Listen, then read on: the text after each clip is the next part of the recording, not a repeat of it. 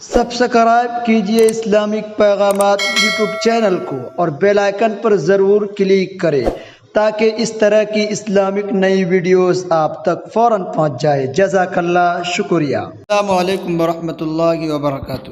آج ہمارا سماج اور معاشرہ ایک دوسرا راہ اختیار کر لیا ہے۔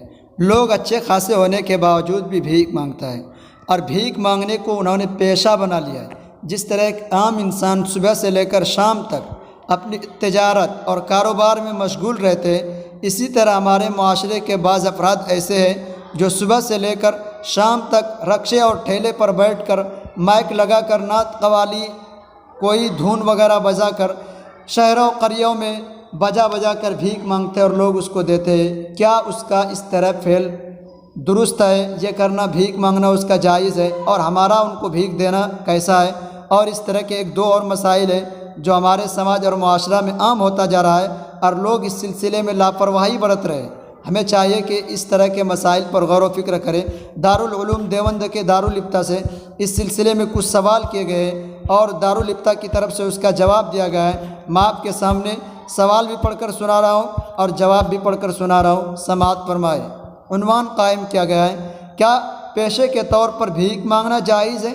سوال: کیا فرماتے علماء کرام پیشہ وارانہ بھیک مانگنے کے متعلق؟ نمبر 1، ایک شخص صبح سے شام تک روزانہ بھیک مانگنے کے لیے نکل جاتا ہے، رکشہ پر مائک لگا کر بھیک مانگتا ہے، کیا اس کا یہ فعل جائز ہے؟ نمبر 2، بعض عورتیں بیٹی کی شادی کے نام پر بھیک مانگتی پھرتی ہے، کیا شادی کے لیے بھیک جائز ہے؟ نمبر 3، جس کے پاس ایک دن یا ایک دن سے زیادہ کا راشن ہو، کیا اس کے لیے بھیک مانگنا جائز ہے؟ نمبر 4، جس شخص کو بھیک مانگنا جائز نہیں، ایسے شخص کو بھیک دینا کیسا ہے؟ واضح فرمائے۔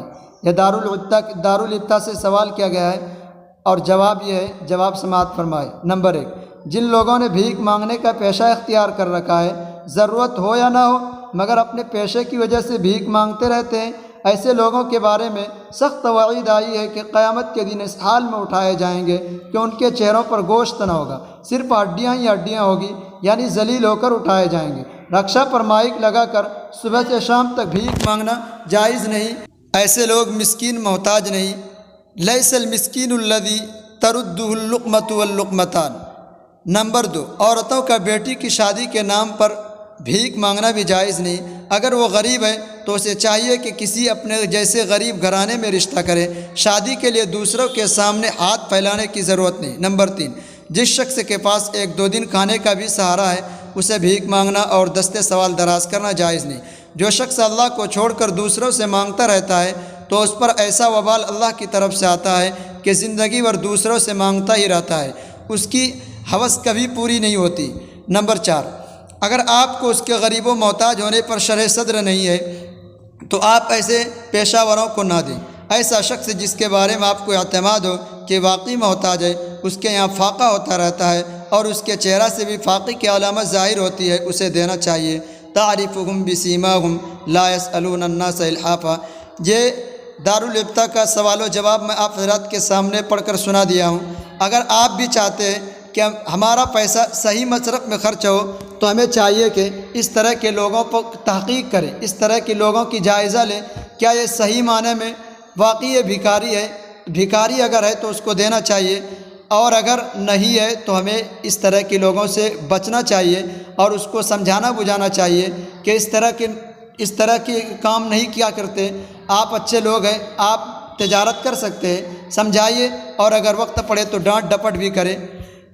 لیکن اگر وہ صحیح معنی میں بھکاری ہے تو ہمیں دینا چاہیے، کیونکہ قرآن انہی لوگوں کے متعلق کہتا ہے وَأَمَّا السَّائِلَ فَلَا تَنْهَرْ، کہ جو سائل ہوتا ہے ان کو دروازے سے کبھی واپس نہیں کرنا چاہیے۔ لیکن یہ وہ سائل ہے جو صحیح معنوں میں سائل ہے، واقعی ان کے گھر میں فاقے پہ فاقے گزرتا رہتا ہے، اس لیے اس طرح کے لوگوں کی ہمیں مدد کرنی چاہیے۔ السلام علیکم ورحمۃ اللہ وبرکاتہ۔